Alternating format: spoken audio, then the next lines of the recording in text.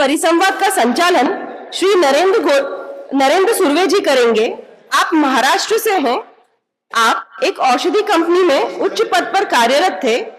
तदुपरांत धर्म कार्य हेतु वर्ष 2018 में पूर्णकालीन धर्म प्रसारक के रूप में आप कार्य कर रहे हैं। वर्तमान में हिंदू जन जागृति समिति के दिल्ली प्रवक्ता के रूप में आप सेवा कर रहे हैं।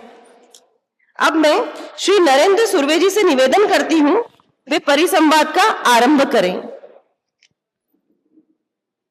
नमस्कार। जगतगुरु भगवान श्री कृष्ण इनके चरणों में वंदन कर, सभागार में उपस्थित सभी सद्गुरु संतों के चरणों में वंदन कर और आप सभी हिंदुत्व निष्ठों को मेरा नमस्कार। आज उत्तर भारत हिंदू राष्ट्र अधिवेशन का ये द्वितीय सत्र प्रारंभ हो रहा है और इस द्वितीय सत्र का प्रारंभ आज हम यहाँ पर इस परिसंवाद से करेंगे। आज का हमारा जो विषय है वो विषय है बांग्लादेश की जो वर्तमान स्थिति है, तो उस वर्तमान स्थिति से हम क्या सीखें। भारत में हम वैसे भारत तो सनातनी परंपराओं से ही उसका निर्माण साक्षात ईश्वर ने किया है और सनातन जो है वसुधैव कुटुंबकम की बात करता है। पर कुछ वर्ष पूर्व जिनकी उत्पत्ति हुई ऐसे कुछ पंथ जो है जैसे इस्लाम है, वो अब गजवाए हिंद की बात कर रहा है। उसके लिए वो विभिन्न अलग अलग पद्धति से वो जिहाद करके या अलग अलग माध्यम से वो हिंदुओं पर कुठाराघात करने का प्रयास करता है। दूसरी ओर हम ये देख रहे हैं कि आज भारत में ऐसी स्थिति है कि ईसाई जो है बड़ी मात्रा में धर्मांतरण कर, उनका जो उद्देश्य है, जब पोप भारत में आए थे तब उन्होंने कहा था कि हमें पूर्ण साउथ ईस्ट एशिया को भारत सहित ईसाईकरण करना है। तो उस उद्देश्य से जो है ईसाई ये काम कर रहे हैं। और हम देख रहे हैं कि वामपंथी क्या कर रहे हैं, तो भारत तेरे टुकड़े होंगे इंशाअल्लाह, ऐसी गैंग को सपोर्ट करते हैं। सेक्युलर नेता है जो जातिवाद का जो विष है, जहर है, वो फैलाकर हिंदुओं में विभाजनकारी शक्तियों को प्रसारित कर रहे हैं और एक प्रकार से भारत को तोड़ने का ये और एक षड्यंत्र भारत में चल रहा है। तो ऐसी सभी विभाजनकारी शक्तियों को निरस्त करने के लिए, उनको प्रखरता से उत्तर देने वाले योद्धा जो है वो आज इस व्यासपीठ पर यहाँ पर उपस्थित है। ऐसे एक एक योद्धा का मैं आप सभी के सामने परिचय करवा कर देता हूँ। हमारे समीप श्री दीपक गोस्वामी जी यहाँ पर उपस्थित है। दीपक गोस्वामी जी जो है आप संस्थापक है ज्ञानम फाउंडेशन और इंदौर मध्य प्रदेश से आए हैं, जयपुर राजस्थान से आए हैं। ज्ञान शक्ति ये सनातन हिंदू धर्म की सबसे बड़ी शक्ति है और ज्ञान शक्ति से ही पूरा विश्व आकर्षित होने वाला है। तो ज्ञान शक्ति का प्रसार करने का बहुत बड़ा कार्य आप दीपक गोस्वामी जी बड़ी मात्रा में पूरे देश भर में करते हैं। उसी के साथ में हमारे साथ में यहाँ पर सुश्री छाया गौतम दीदी यहाँ पर उपस्थित है। छाया दीदी आप जिलाध्यक्ष है अखिल भारतीय हिंदू महासभा की मथुरा की और निरंतर उनका प्रतिदिन 24 घंटे वो और 365 दिन हिंदुत्व की रक्षा के लिए कार्य चलता रहता है। लव जिहाद हो, लैंड जिहाद हो, हिंदू महिलाओं की सुरक्षा के लिए निरंतर वो कार्यरत रहती है। और अभी आपने कुछ दिन पूर्व ये देखा भी होगा कि ताजमहल के अंदर वहां पर जो तेजो महालय मंदिर है, उस तेजो महालय मंदिर में जो अभिषेक करने वाले, जो वहां पर भगवान शिव जी के शिवलिंग पर अभिषेक करने वाले जो कार्यकर्ता थे, वो छाया गौतम दीदी के ही कार्यकर्ता थे। और इसके लिए हम सभी मिलकर सर्वप्रथम उनका अभिनंदन भी करेंगे। हमारे साथ में श्री नीतीश गोयल जी हैं। नीतीश गोयल जी जम्बू टॉक्स इस यूट्यूब चैनल से हैं। जम्बू द्वीप ये सनातन की परंपरा को आगे बढ़ाते हुए सनातन धर्म रक्षा का प्रयास वो अपने यूट्यूब चैनल से निरंतर करते रहते हैं और हिंदुओं में जागृति का प्रयास करते रहते हैं। हमारे साथ में यहाँ पर अधिवक्ता मोहन कौशिक जी आए हैं, आप सोनीपत से हैं। अधिवक्ता मोहन कौशिक जी भी वो वैसे तो अधिवक्ता है पर वो एक कार्यकर्ता की तरह एक एक कार्यकर्ता के लिए वह भी 365 दिन लैंड जिहाद हो, लव जिहाद हो, और अभी कुछ देर पूर्व पिंकी दीदी ने यहाँ पर उनका वक्तव्य रखा तो पति पत्नी दोनों भी मिलकर वो सनातन हिंदू धर्म की रक्षा का कार्य निरंतर करते रहते हैं। तो ऐसे एडवोकेट मोहन कौशिक भी हमारे समीप यहाँ पर उपस्थित है। तो आइए आज की इस चर्चा को हम प्रारंभ करते हैं। सर्वप्रथम मैं दीपक गोस्वामी जी को पूछूंगा। दीपक जी, आज हम बांग्लादेश की स्थिति हम देख रहे हैं कि किस प्रकार से वहां पर स्थितियां बन रही है, तो क्या आपको ऐसे लगता है कि इस प्रकार की जो स्थितियां हैं ये भारत में भी होने की संभावना है, और जो वर्तमान स्थितियां हैं वहां पर उसको लेकर भारत के हिंदुओं ने क्या सबक लेना चाहिए? जय श्री कृष्ण। सबसे पहले तो मैं धन्यवाद देना चाहूँगा हिंदू जन जागृति समिति को कि आपने इतना भव्य आयोजन यहाँ पर रखा। दूसरा, ये जो धरती है इसको प्रणाम करता हूँ, क्योंकि भगवान श्री कृष्ण ने जब दुश्मनों के नाश की शुरुआत की थी तो अपने मुंह में सबसे पहले यहीं की रज जो है, यहीं की मिट्टी अपने मुंह में ली थी और पूरा ब्रह्मांड दिखा दिया था। क्योंकि कृष्ण कहते थे कि मैं सतोगुणी हूँ, लेकिन दुश्मनों का नाश करने के लिए व्यक्ति को रजोगुणी होना पड़ेगा। तो आज हम यहाँ पर सब ये शपथ लें कि हम भी सतोगुण के साथ साथ रजोगुण को भी अपनाएं ताकि हम अपने दुश्मनों का नाश कर सकें। रही बांग्लादेश की बात या हमारे पड़ोसी मुल्क पाकिस्तान की बात, तो वहाँ लगातार हिंदुओं पर जो अत्याचार हो रहे हैं, भारत में भी बहुत सी ऐसी जगह हैं, या मैं क्योंकि पूरे भारत में भ्रमण करता रहता हूँ, भारत में भी हर शहर में एक क्षेत्र ऐसा बना हुआ है जो कि पाकिस्तान, मिनी पाकिस्तान नजर आता है। वहाँ आप और हमको जाते हुए की घबराहट होगी, क्योंकि वहाँ सारे के सारे मुस्लिम लोग हैं। आप वहाँ जाकर अगर चारों तरफ नज़र दौड़ाएंगे तो आपको लगेगा कि आप शायद पाकिस्तान के कराची शहर में या बांग्लादेश के ढाका शहर में खड़े हैं। तो सबसे पहले तो हमारी सुरक्षा के लिए हमको ज़रूरी है कि हम हमारे धर्म का ज्ञान प्राप्त करें, हम हमारी संस्कृति को पहचानें, हम अपने आप को पहचानें। क्योंकि आज का जो युवा है, आज के जो हमारे सनातनी हिंदूवादी लोग हैं, उन्होंने अपनी संस्कृति को कहीं ना कहीं पीछे छोड़ दिया है। वो अपनी जो संस्कृति की पहचान है उसको भूल चुके हैं। तो मैं सबसे पहले यही कहना चाहूँगा कि सबसे पहले तो हमको अपने अंदर झांक कर देखना चाहिए कि हम हिंदू हैं या नहीं हैं। अगर हम मुस्लिमों की बात करें तो आप उनको देखते ही पहचान जाएंगे कि मुस्लिम है, क्योंकि वो छोटा पजामा, लंबा कुर्ता, जालीदार टोपी, वो कहीं ना कहीं नजर आ जाएंगे कि ये मुस्लिम है। लेकिन हिंदुओं को कैसे पहचाने? तो हमको सबसे पहले तो हमारी पहचान, चाहे हमारा एक तिलक हो, चाहे हमारी चोटी हो, चाहे हमारे वस्त्र हो, देखते ही लगना चाहिए कि ये हिंदूवादी है, ये सनातनवादी है। तो हमें शुरुआत अपने आप से करनी पड़ेगी, अपने परिवार से करनी पड़ेगी, क्योंकि जो दुश्मन है वो तो लगातार हमारे ऊपर आक्रमण करेगा ही करेगा। माले गनीमत एक शब्द है जिसमें मुसलमान लोग एक चाहते हैं कि माले गनीमत हो, यानी कि जो भी माल दिखे, जो भी वस्तु दिखे, जो भी जमीन दिखे, जो भी महिला दिखे, जो भी धन दिखे, जो भी गाड़ी दिखे, वो सब हमारा है। तो जब सब उनका ही है तो हमारा क्या बचा फिर?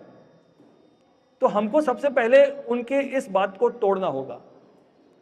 वो तोड़ेंगे कैसे?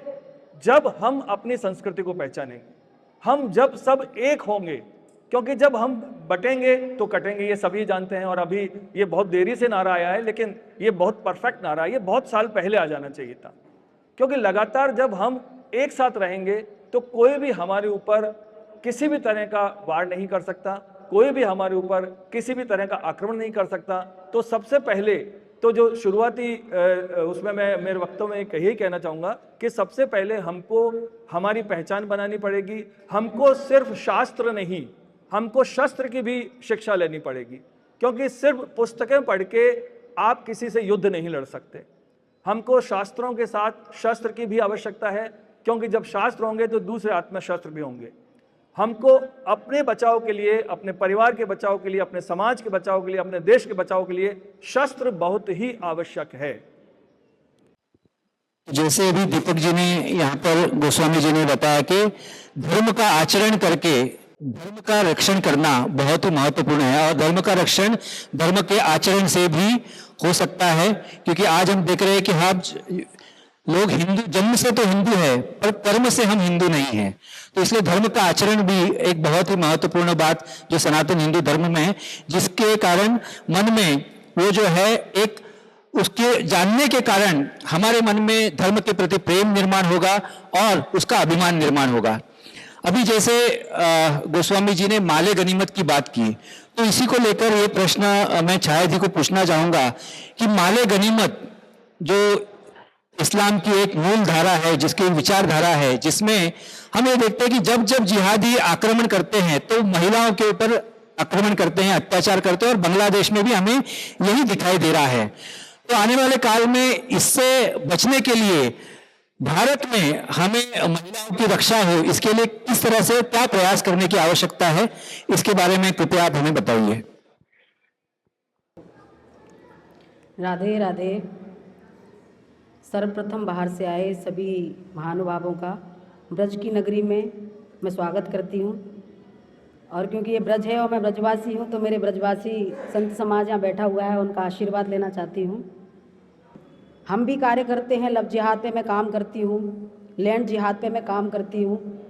एंटी हिंदू कोई भी गतिविधि अगर मथुरा ज़िले में होती है तो सबसे पहले मैं और मेरी टीम सामने मिलते हैं।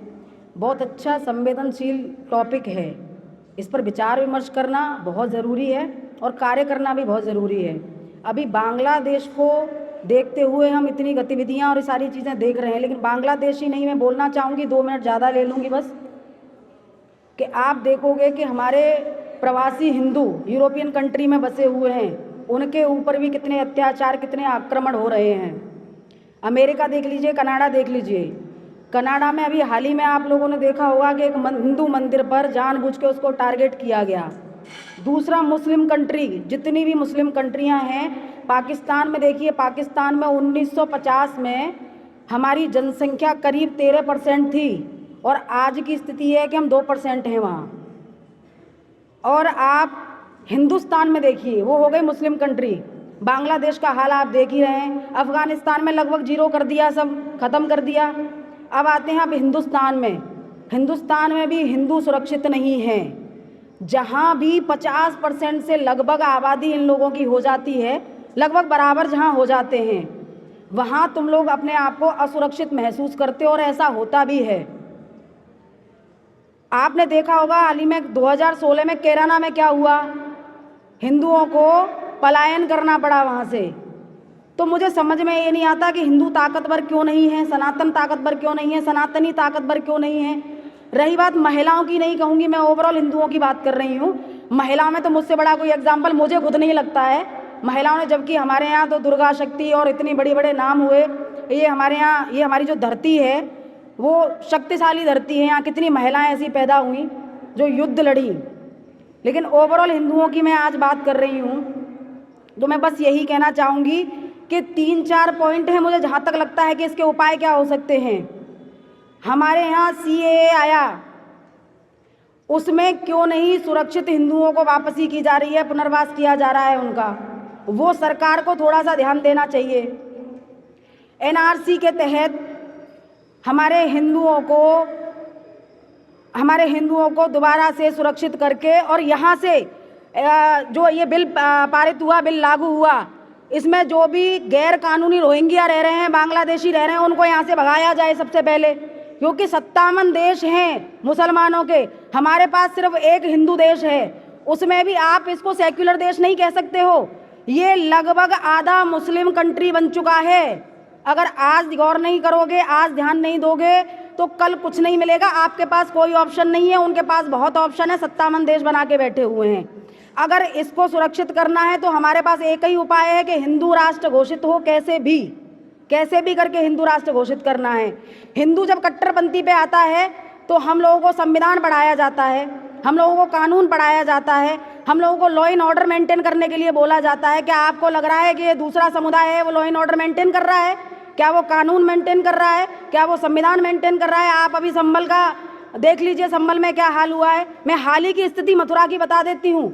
आपने देखा होगा मथुरावासी, वृंदावनवासी जितने लोग यहाँ बैठे हुए हैं, मैं पिछले करीब 4-5 वर्षों से शौर्य दिवस मनाती हूँ, जबकि सबको पता है कि 1992 में बाबरी मस्जिद का जब विध्वंस हुआ तो शौर्य दिवस हिंदुओं के लिए एक ऐसा उत्सव है जो हर व्यक्ति को मनाना चाहिए और वो होता भी है। तो मुझसे यहाँ के जितने भी प्रशासनिक अधिकारी हैं वो सबसे पहले ये प्रश्न करते हैं कि क्या शौर्य दिवस कोई फेस्टिवल है तुम्हारे लिए? निश्चित तौर पर फेस्टिवल है, क्यों नहीं है हमारे लिए। हमारा उत्सव है और हमारा मौलिक अधिकार है उसको मनाना। तो अभी फिलहाल की स्थिति जो मथुरा में चल रही है वो मैं आपको बता देती हूँ। हम लोगों ने अनाउंसमेंट किया कि 6 दिसंबर फिर आने वाला है शौर्य दिवस। तो हमने कहा अपनी कृष्ण जन्मभूमि, विवादित ढांचे की तरफ नहीं जा रहे हैं हम, जबकि वो भी अपनी है, वो असल जन्मभूमि है। हम अपनी जन्मभूमि पर जाकर देहरी पूजन करेंगे यमुना जल से और वहाँ ये कार्यक्रम करेंगे। तो हमें प्रशासनिक अधिकारी पीड़ित कर रहे हैं, प्रताड़ित कर रहे हैं और वहाँ बिठा के हम लोगों को थ्रेट दी जा रही हैं। बार बार बोला जा रहा है मुकदमा लिख जाएगा, ऐसा हो जाएगा, वैसा हो जाएगा। मुझे पूरे संत समाज ने आशीर्वाद दिया वृंदावन में और कहा कि हम सहयोग करेंगे, ये संतों की नगरी है और हम लोग ये सब करेंगे। लेकिन नहीं, प्रशासन हमें लॉ एंड ऑर्डर मेंटेन कराता है, प्रशासन हमें संविधान बताता है, प्रशासन हमें कानून बताता है और ये कानून की वजह से और हम लोगों को कमजोरी शो कराई जाती है। हमें बताया जा रहा है कि संभल में आप देखिए क्या हाल हुआ। ऐसा ना हो छाया गौतम की वजह से, 6 दिसंबर शौर्य दिवस बनाने की वजह से यहाँ संभल जैसा हाल हो जाए। इसका मतलब वो हमें डरा रहे हैं और हम डर रहे हैं और डरने के बाद हम घर में चुप बैठ रहे हैं। अगर यही हाल रहा तो सिर्फ महिलाओं का नहीं, सबसे पहले तो महिलाएं प्रताड़ित की जाती हैं। आपने देखा होगा, बांग्लादेश में देखा, आपने कश्मीर में देखा, कितने एग्जाम्पल हैं कि महिलाओं के साथ क्या क्या हाल हुआ। हमारे यहाँ महिलाओं को पूजा जाता है, शक्ति बताई जाती है महिला, और उनके साथ ये सब हो रहा है। आप लोगों को बहुत विचार करना पड़ेगा, बहुत सोचना पड़ेगा और मैं सिर्फ यही कहना चाहूँगी, आपको कट्टर बनना ही पड़ेगा चाहे कुछ भी हो जाए। मैंने एक लाइन यहाँ लिखी थी, अभी 4 दिन पहले मीडिया वाइड चल रही थी, उसमें लिखा था मैंने जन्मभूमि को लेके कि छीन पड़ी जो धर्म धरोहर उसको वहीं सजाएंगे, जहाँ पर जन्म हुआ माधव का मंदिर वहीं बनाएंगे। तो मेरा सिर्फ मानना ये है कि महिलाएं तो बहुत हैं ही संवेदनशील, एक टॉपिक है ही, क्योंकि हम महिलाओं की इज्जत करते हैं, हम अपने घर में महिलाओं को पूछते हैं, हम बेटियों को पूछते हैं, हमारे नवरात्रि मनाई जाती है, तो महिलाएं हैं ही। लेकिन ओवरऑल हिंदू खतरे में है पूरे विश्व में और हम खत्म हो चुके हैं। लगभग एक ही देश बाकी है। जितना कर सकते हो कट्टरपंथी से कर सकते हो, शासन को जगा सकते हो, प्रशासन को जगा सकते हो, अपने पक्ष में जितना कर सकते हो उतना कर लो। यही समय, आगे कोई समय नहीं आने वाला है। जय हिंदू राष्ट्र। जय हिंद राष्ट्र। तो रणरागी ने मथुरा की जन्मभूमि का बिगुल फूंक दिया है और हम सभी अवश्य ही आप सभी के साथ में खड़े रहकर इस अभियान में सम्मिलित होंगे। जब कोई भी इस प्रकार की घटनाएं होती है तब हम देखते हैं युद्धजन्य स्थिति होती है, तब युद्ध जो जितना जमीन पर लड़ा जाता है उतना ही वो जो युद्ध है वो नैरेटिव के माध्यम से लड़ा जाता है।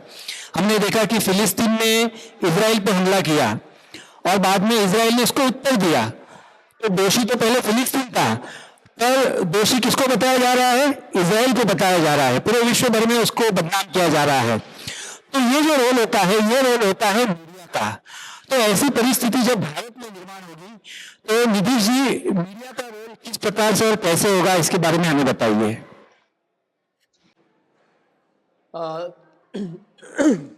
धन्यवाद नरेंद्र जी, और आप सभी को राधे राधे।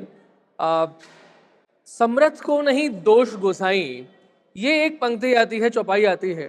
तो अगर आप समर्थ हैं तो आपके लिए सब कुछ माफ है हर तरीके से। आप समर्थ नहीं है तो कोई ना कोई समस्या आपके लिए आएगी।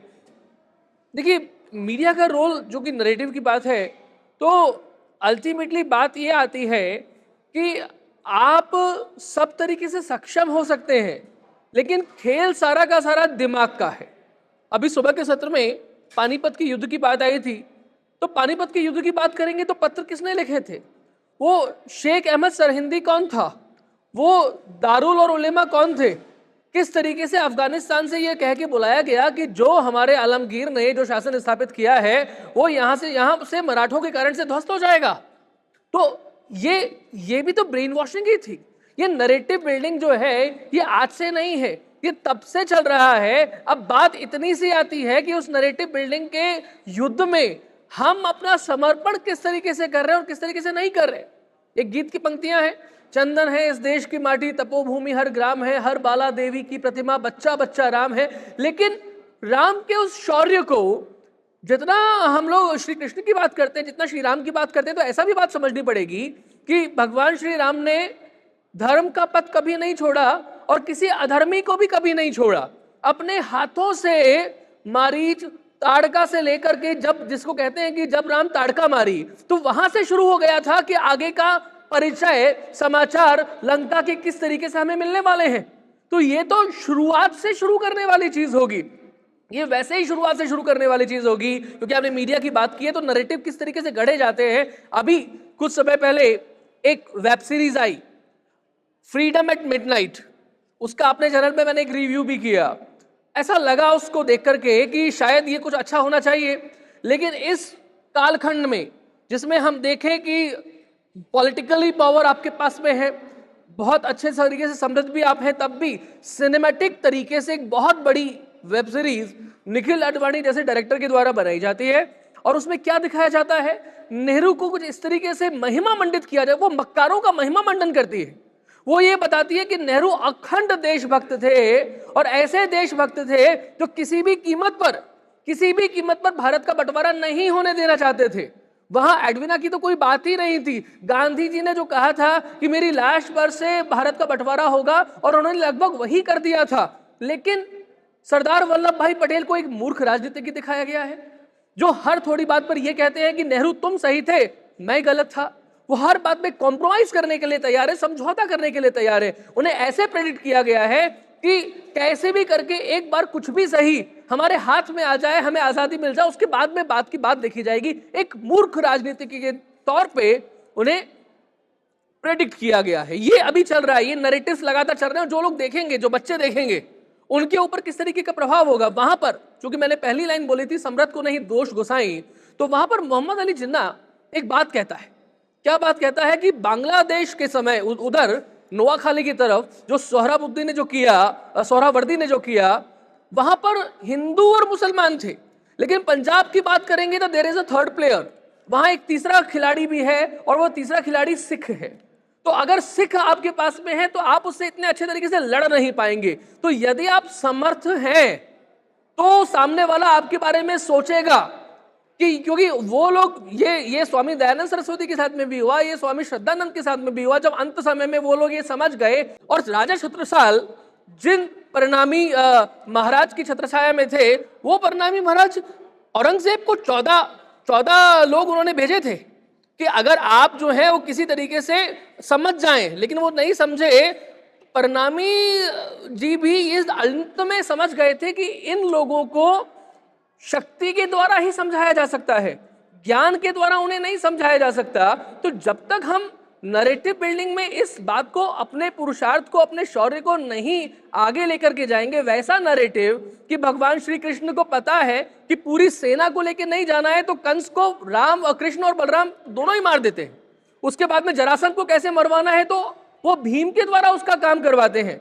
खुद को अकेले कब चलना है, सबको साथ में लेके कब चलना है। और जिस तरीके से बांग्लादेश की जो बात हुई, तो जो एक नैरेटिव आया, इवन संभल की बात आई, तो संभल की बात में जो नैरेटिव आया कि ये जय श्री राम के कारण से हुआ, यानी कि जय श्री राम के नारे को वो ऐसा प्रेडिक्ट कर रहे हैं कि जो जय श्री राम जोर से बोलते हैं वो एग्रेसिव प्रवृत्ति के लोग हैं, वो भड़काऊ लोग हैं।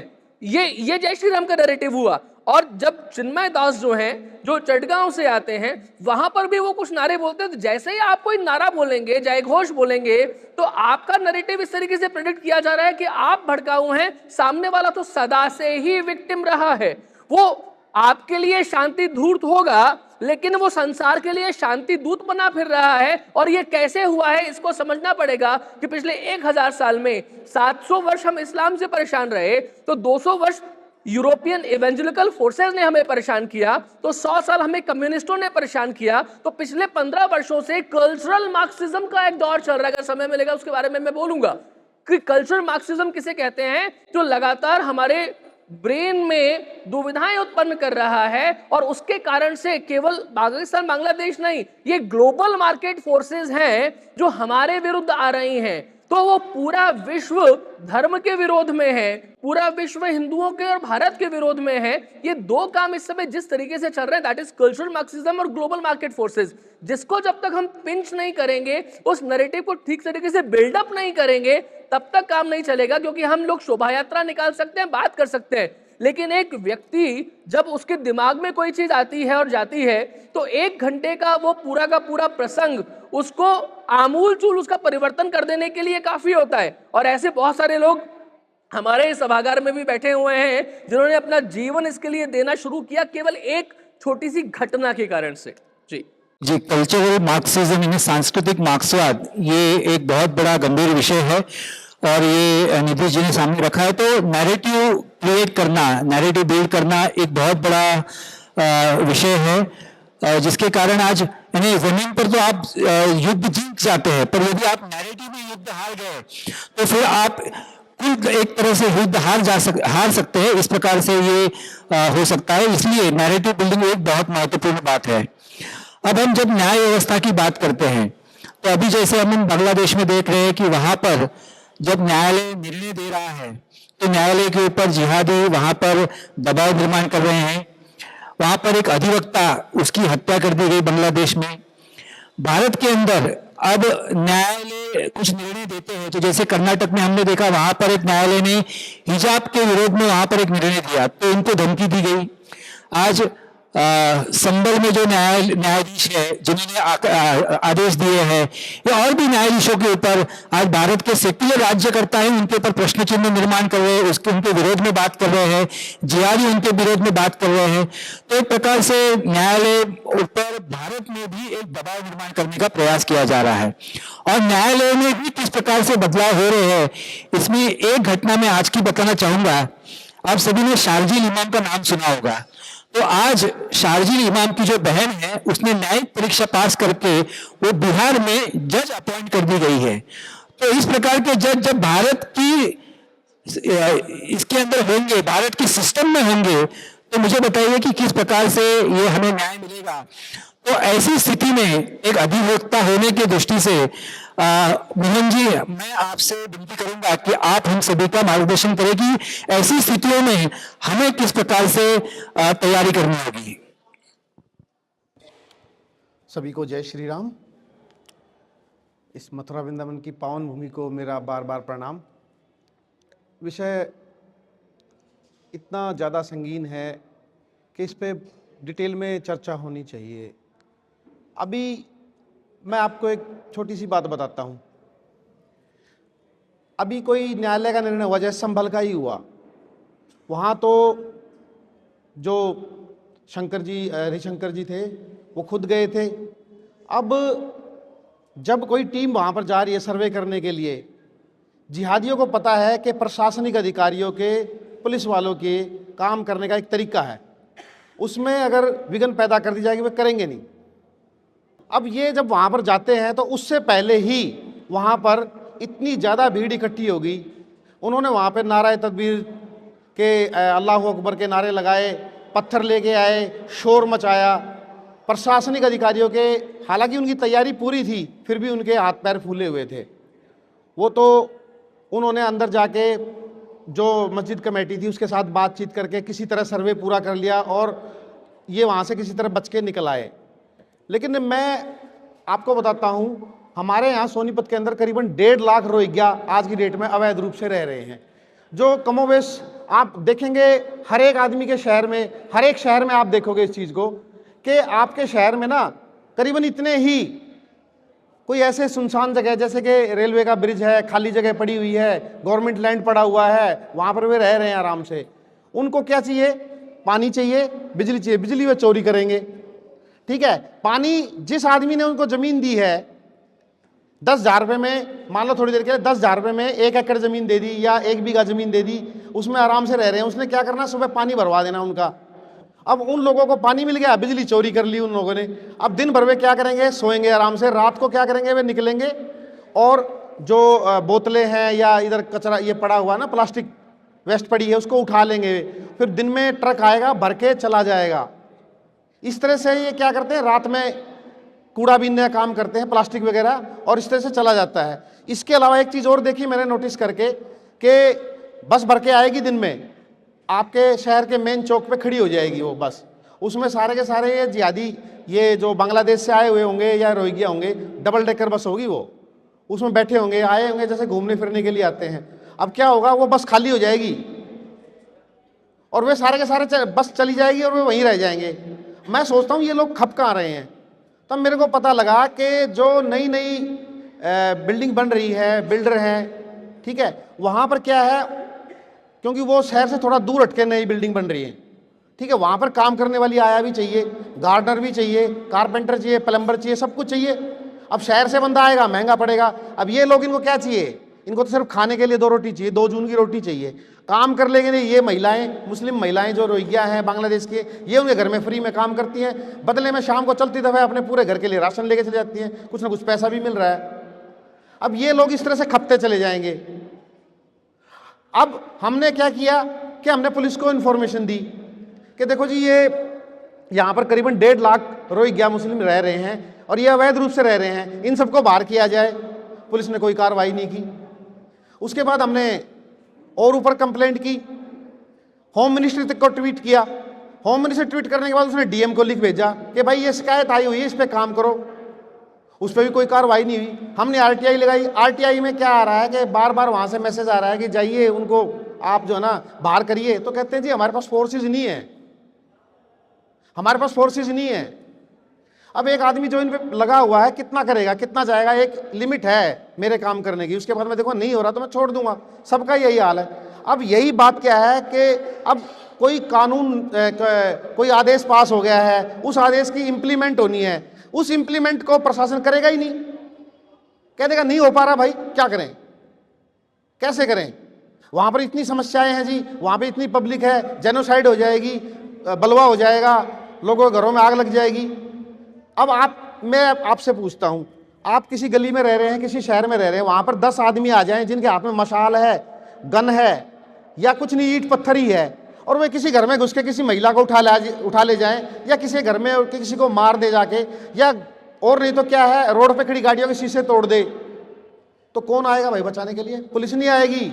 मैंने खुद अपनी आंखों से देखा है, 2016 में हरियाणा के अंदर जाट दंगे हुए थे, पुलिस वालों को इन्फॉर्म किया, पुलिस घर से बाहर नहीं निकली, जो फंस गया मार दिया, पीट दिया, आग लगा दी, घरों में आग लगा दी, सब कुछ कर दिया, पुलिस नहीं आई बचाने के लिए। सीए के दौरान आपने देखा होगा जब दंगे हुए हैं, पुलिस नहीं आई, पुलिस नहीं आएगी बचाने के लिए, कभी पुलिस नहीं आती।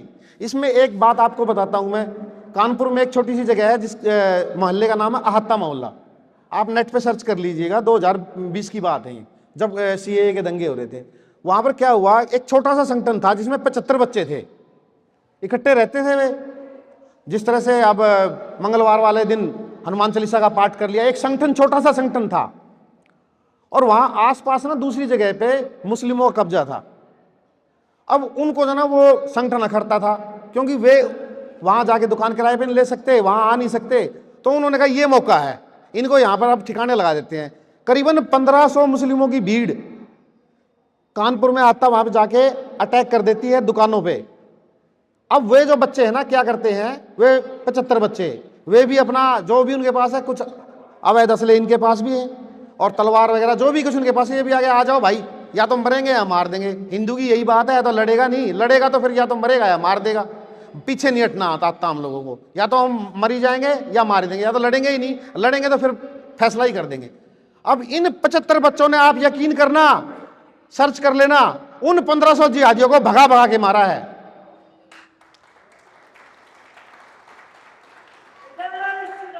जय श्री राम।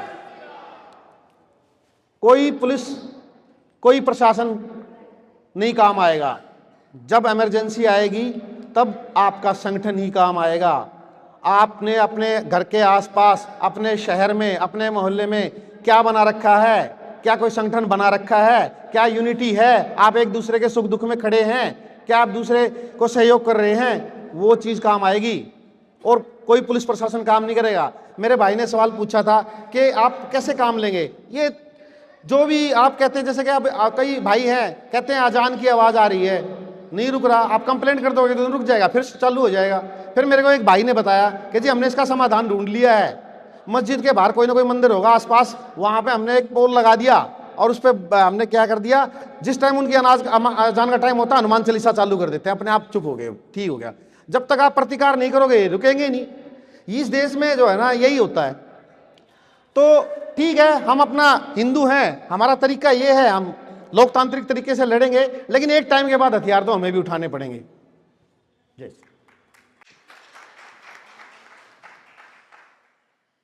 अभी बांग्लादेश में हम देख रहे हैं कि वहां पर वैसे हिंदुओं की जनसंख्या तो कम है, पर फिर भी जितना भी हिंदू समाज है वहां पर आज जो परिस्थितियां हम देख रहे हैं वहां पर, तो जो हिंदू है वहां पर वो रास्ते पर आए, संगठित हुए, रास्ते पर उतरे और उन्होंने एक बहुत बड़ा आंदोलन भी वहां पर रास्ते पर आकर किया।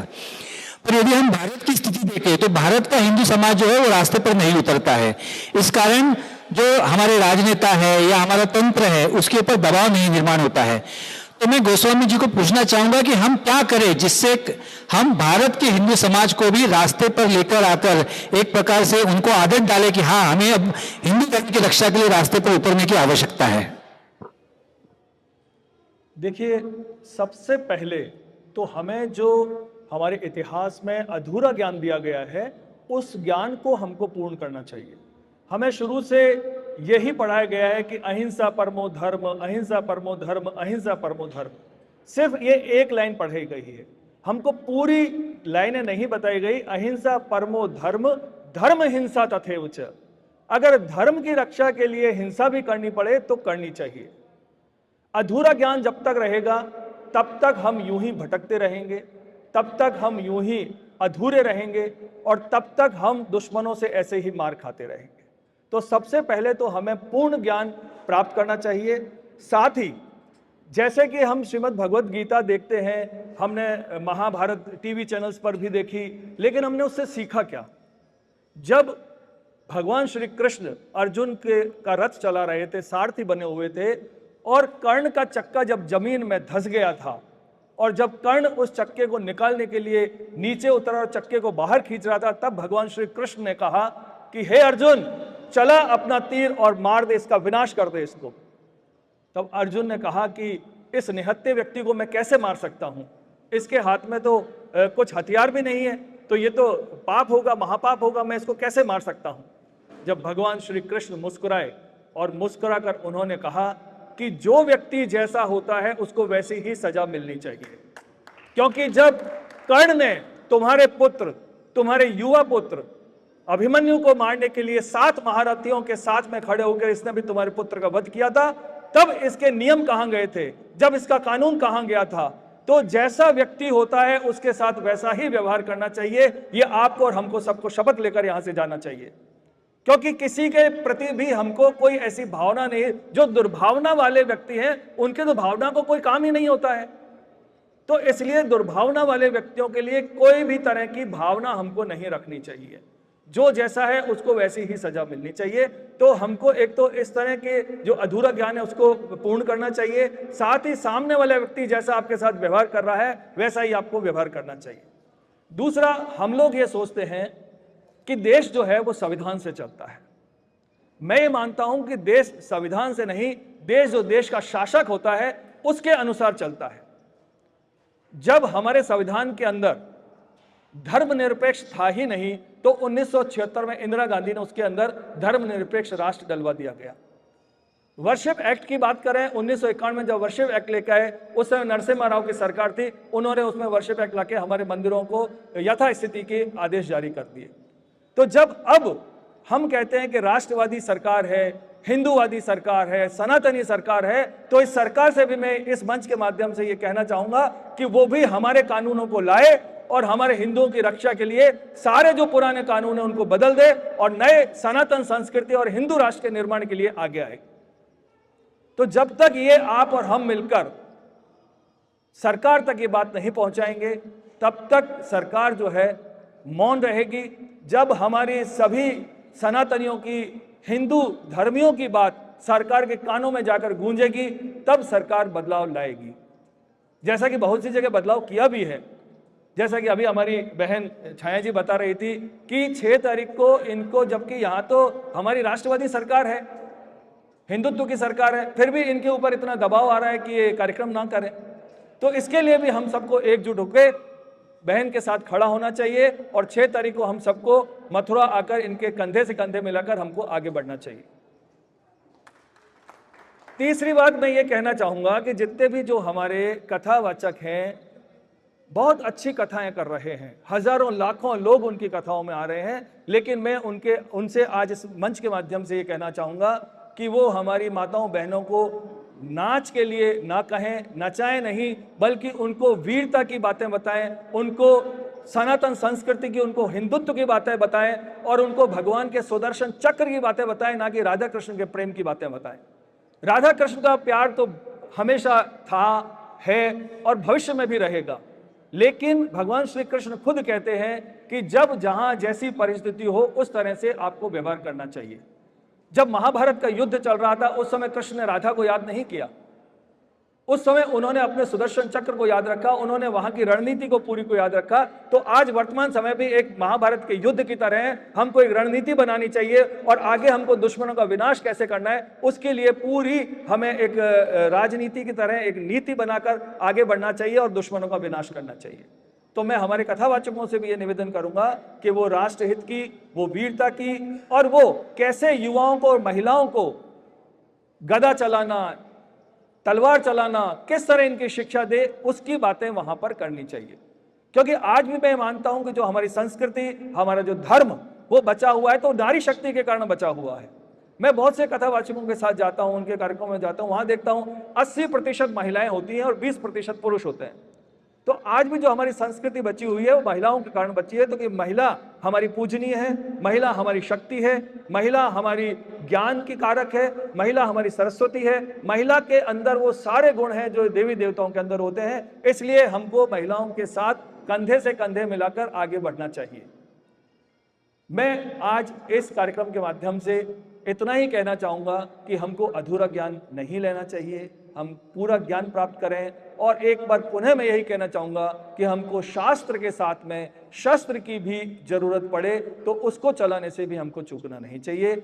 और अंतिम बात मैं ये कहना चाहूंगा कि जब तक हिंदू राष्ट्र नहीं होगा तब तक आप और हम सुरक्षित नहीं होंगे, क्योंकि हिंदू राष्ट्र होगा तो धर्म की विजय होगी, हिंदू राष्ट्र होगा तो अधर्म का विनाश होगा, हिंदू राष्ट्र होगा तो प्राणियों में सद्भावना होगी और हिंदू राष्ट्र होगा तो विश्व का कल्याण होगा। तो आइए हम हिंदू राष्ट्र की ओर आगे बढ़ें और विश्व के कल्याण की प्रार्थना करें। जय श्री कृष्ण। शास्त्र के साथ शस्त्र की भी शिक्षा हमें मिलनी चाहिए और शस्त्र जो है वो स्वरक्षा के लिए, क्योंकि स्वरक्षा करना ये हमारा संवैधानिक और मूलभूत अधिकार है और संविधान भी इसकी इजाजत देता है। तो इसलिए हर एक को शिक्षा प्राप्त करना ये उसका मूलभूत अधिकार है और वो हमें प्राप्त करना आवश्यक है। और जिस तरह से गोस्वामी जी ने बताया उसका सारांश मुझे यही पता चला कि सिर्फ किसी सरकार को चुनकर देना ये हमारा सिर्फ उद्देश्य नहीं होना चाहिए, तो चुनी हुई सरकार से कार्य करवा कर लेना ये उद्देश्य अब हमारा होना चाहिए। इस चर्चा को आगे बढ़ाते हुए अब हम जो बांग्लादेश में जो स्थितियां देख रहे हैं तो अब वो क्या कर रहे हैं, तो हमारे मंदिरों को उन्होंने टारगेट करना प्रारंभ किया। मंदिरों के आगे बढ़ते हुए अब इस्कॉन मंदिर के जो महंत है चिन्मय दास जी, उनको उन्होंने अरेस्ट कर दिया, उनको उन्होंने हिरासत में एक टेररिस्ट की भांति उनके साथ में व्यवहार किया जा रहा है। ये बांग्लादेश में हो रहा है। भारत में भी अभी कुछ महीने पूर्व महाराष्ट्र में जिहादियों ने एक मोर्चा निकाला और उस मोर्चा में परम पूज्य रामगिरी महाराज के विरोध में सर तन से जुदा के नारे लगाए गए। यानी भारत के अंदर भी अब हिंदुत्ववादी संगठनों को टारगेट किया जा रहा है। महाराष्ट्र के चुनाव में जिहादियों ने एक मांग की थी सेक्युलर सरकार से कि महाराष्ट्र में यदि सरकार आएगी तो आप राष्ट्रीय स्वयंसेवक संघ के ऊपर पाबंदी लगाइए। हिंदू जन जागृति समिति हो, सनातन संस्था हो, इसके ऊपर भी आरोप लगाए गए। स्वयं यहाँ पर दीदी है तो दीदी के ऊपर भी एक प्रहार करने का जो प्रयास जो है जिहादियों के माध्यम से किया गया था वह भी उनका स्वयं का एक अनुभव है। तो ऐसी स्थिति में एक हिंदुत्ववादी संगठन हो, स्वयं संत महंत हैं, हमने सभी ने हमारी सुरक्षा के लिए किस प्रकार से सतर्क रहना चाहिए और हमारी योजनाओं के किस प्रकार से कार्यान्वित करना चाहिए? जैसा अभी बताया कि बांग्लादेश में इस्कॉन मंदिर, उनके पुजारी को गिरफ्तार कर लिया गया।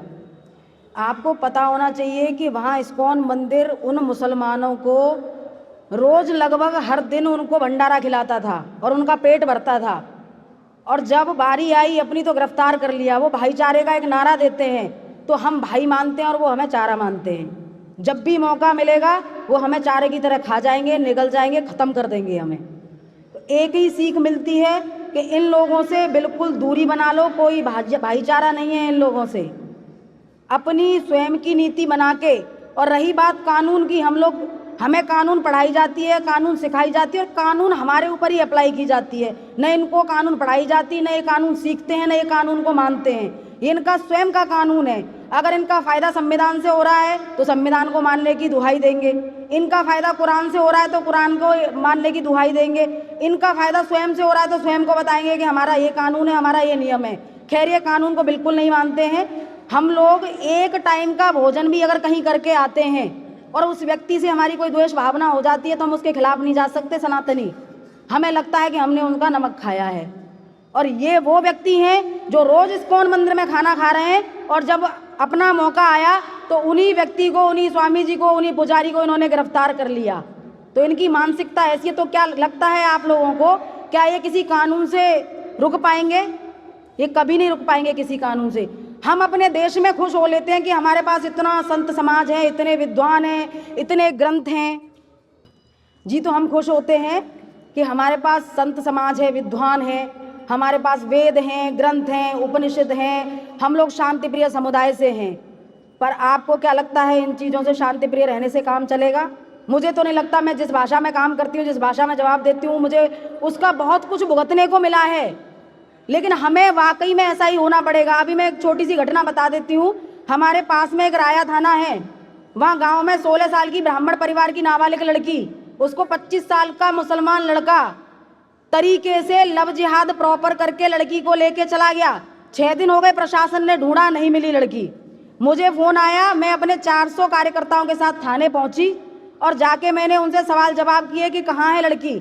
ऐसा आपको लगता है कि 24 घंटे के अंदर कोई भी किसी भी मामले का खुलासा प्रशासन नहीं कर सकता? इतना ताकतवर नहीं है प्रशासन? डेफिनेटली है, और अगर करना चाहे तो कर सकता है। और प्रॉपर लव जिहाद कैसे था? 16 साल की नाबालिग लड़की, 25 साल का मुस्लिम लड़का, और वो उस लड़के के घर में जाके देखा तो उसके घर में छप्पर पड़ा हुआ है और 2 बकरी बंधी हुई है। जब बाद में पता चला इन्वेस्टिगेशन में, तो उस लड़के के अकाउंट में 10 लाख रुपए मिले और वो लड़की मेवात में मिली। तो ये प्रॉपर लव जिहाद था कि नहीं था? हमने वहाँ 400 कार्यकर्ता इकट्ठे किए और जाके थाने का घेराव कर दिया, थाने का गेट बंद कर दिया। मैं थोड़ा सा पढ़ी लिखी हूँ, मुझे समझ में आता है कि मैं जो कर रही हूँ वो गैर कानूनी है कानून की नज़र में। किसी थाने को बंद करना, उसका गेट बंद कर देना, ये गैर कानूनी है। लेकिन हमारी मजबूरी, हम क्या करें? 6 दिन से कहाँ हो, लड़की कहाँ है? तो हमें पता था प्रेशर बनेगा तो लड़की आएगी। प्रेशर बना तो 5 घंटे में लड़की आई, लेकिन उसका भुगतान मुझे करना पड़ा। लड़की तो आ गई और मैं भी घर आ गई, लेकिन बाद में मेरे 58 लोगों के खिलाफ मुकदमा लिखा गया, जिसमें मेरे खिलाफ भी मुकदमा, मेरे 57 कार्यकर्ताओं के खिलाफ ये मुकदमा लिखा कि हमने सरकारी कार्य में बाधा उत्पन्न की है, वहाँ पे तमाशा किया है। ये मुकदमा मुझे झेलना पड़ रहा है, 2 महीने पुरानी बात है। तो मेरा कहने का मतलब यह है कि कानून को पढ़ोगे, कानून को ज़्यादा सीखोगे, कानून में चलेगा, क्योंकि जिसको जिस भाषा में समझ में आता है उस भाषा में ही समझाना पड़ेगा। हम लोग बड़ा खुश हो लेते हैं, इतने विद्वान लोग हैं हम लोग। तो मैं बस इतना ही कहना चाहूँगी कि लास्ट में न तंत्र काम आएगा, न मंत्र काम आएगा, न तंत्र काम आएगा, न मंत्र काम आएगा। जो शीश काट दे दुश्मन का वो यंत्र काम आएगा।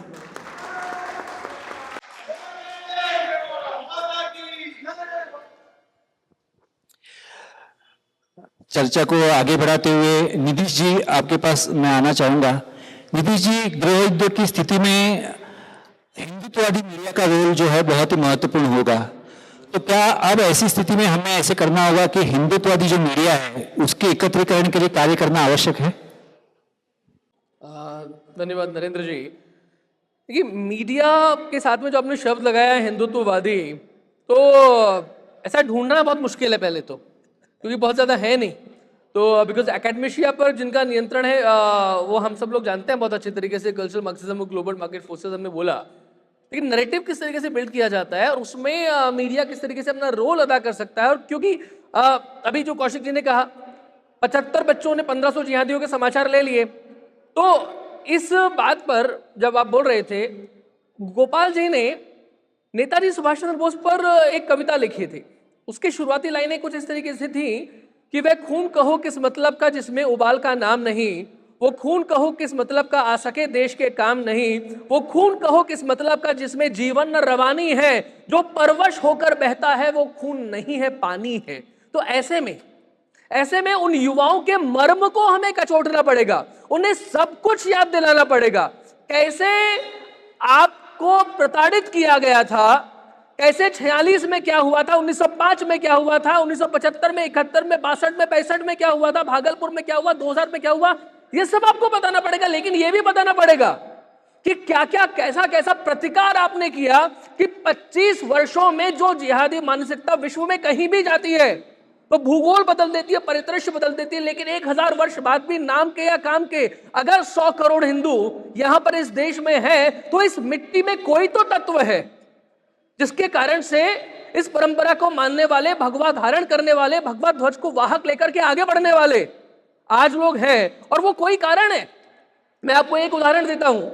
गत वर्ष मैं विश्व हिंदू कांग्रेस में भाग लेने के लिए बैंकॉक, थाईलैंड गया। बैंकॉक का नाम लेते ही लोगों के दिमाग में अलग परिदृश्य आता है। देव दीपावली थी उस दिन। जब बैंकॉक में हम गए तो वहां पर श्री अयोध्या जी के भी दर्शन होते हैं। वहां पर एक नदी है, वहां पर जिस तरीके से गंगा जी में हम दीपदान करते हैं, वहां पर सुंदर तरीके से महिलाएं अच्छा रंग रूप, अच्छे वस्त्र धारण किए हुए, आपको लग ही नहीं सकता था कि आप उस बैंकॉक में हैं जिसका नैरेटिव बिल्ड किया गया है।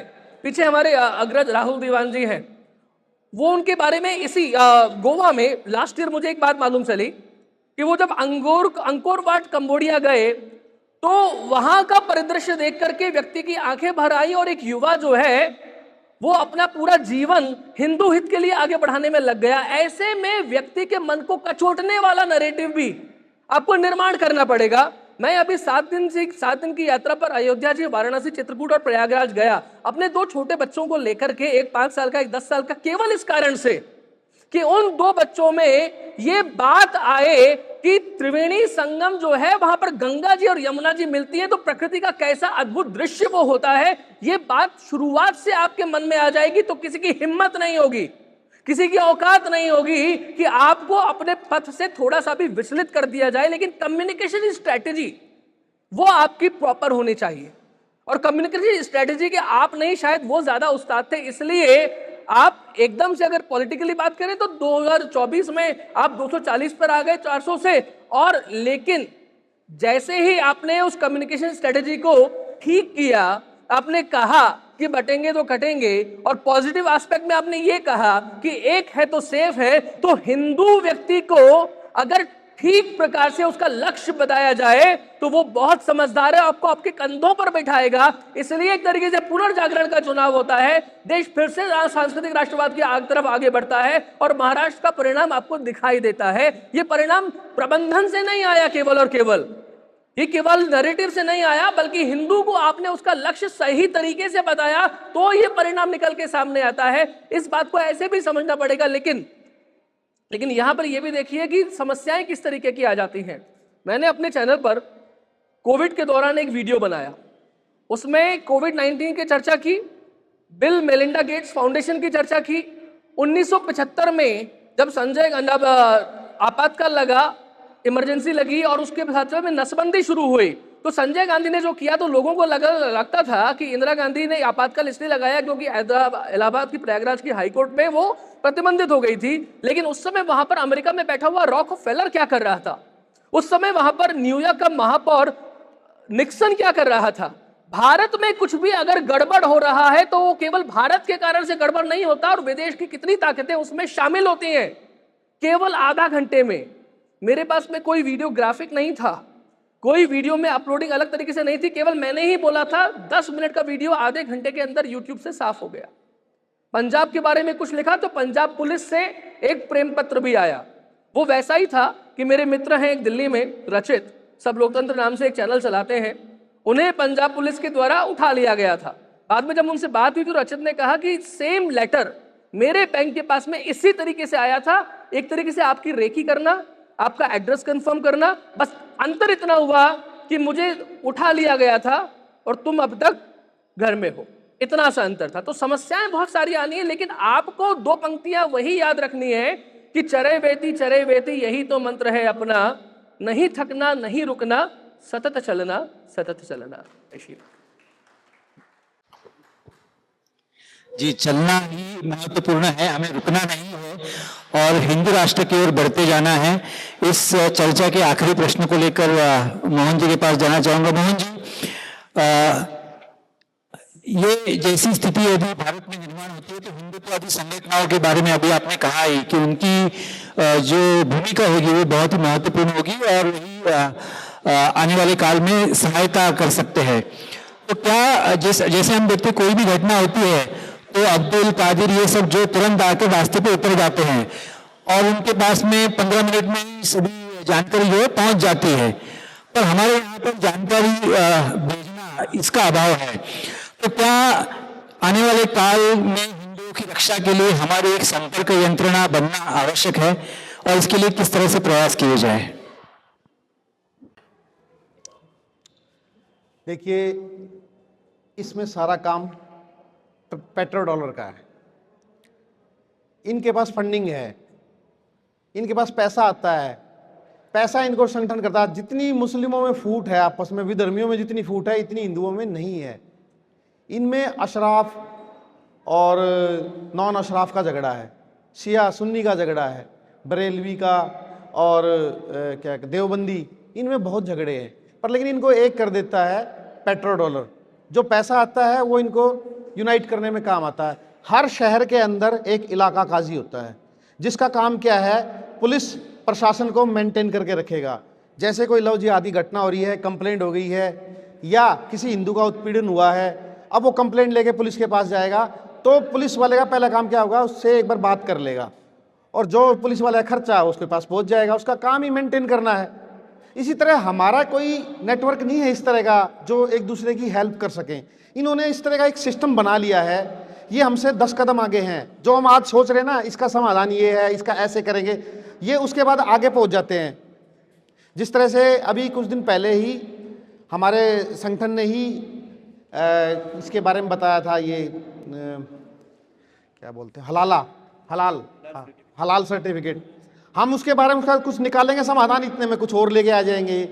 तो आप इनसे सीख सकते हैं, इनका पैटर्न क्या है। इसी तरह का आप भी एक पैटर्न बनाएं, हम हिंदू मिलके, हम भी जैसे इन्होंने इलाका काजी बना रखा है, हम भी किसी को, हमारे संत समाज जिम्मेवारी लें या कोई और ले, हमें भी इस तरह का एक नेटवर्क बनाना पड़ेगा।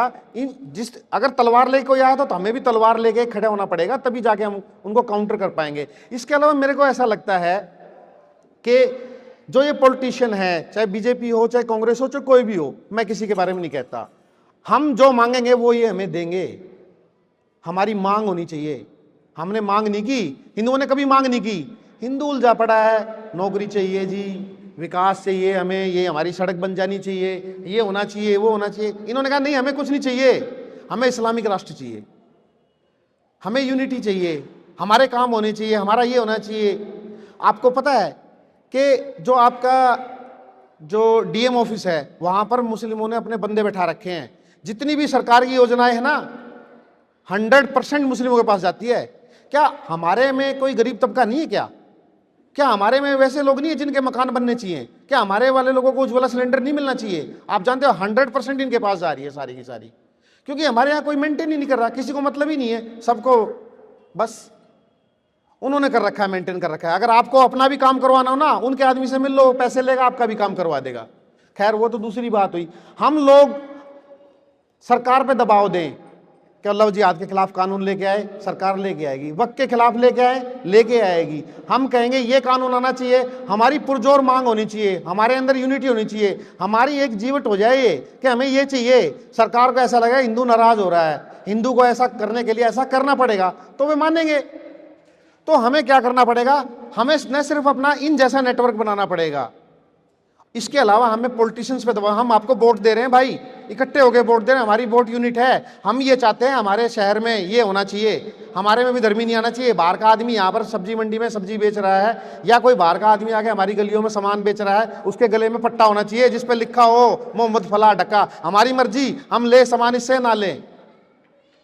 सरकार पे दबाव डालना पड़ेगा इस चीज के लिए, इसके लिए हिंदू तैयार है।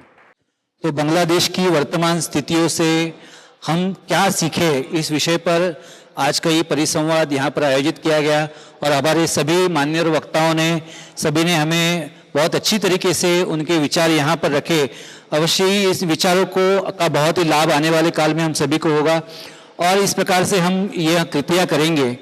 पिछले 70 वर्षों से हमें जाति के नाम पर, पंथ के नाम पर, भाषा के नाम पर, प्रांत के नाम पर बांटने की राजनीति की गई और विभक्त करके हिंदुओं को शक्तिहीन करने का प्रयास किया गया।